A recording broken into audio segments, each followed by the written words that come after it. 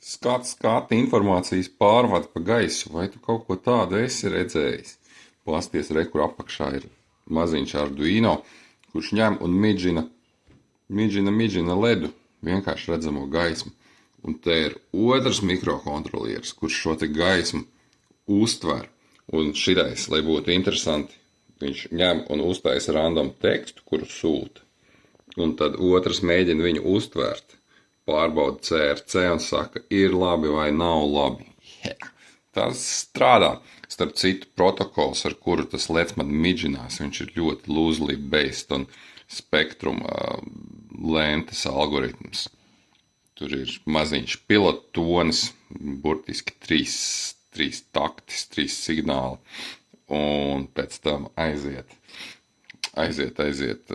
signāls, kur edge ir garāks, un tad viennieciņš ir garāks, un nulīti ir īsāks, tāds edžu nomainīšanās.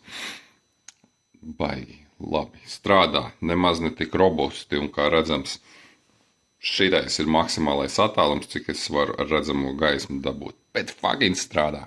Baigi forši.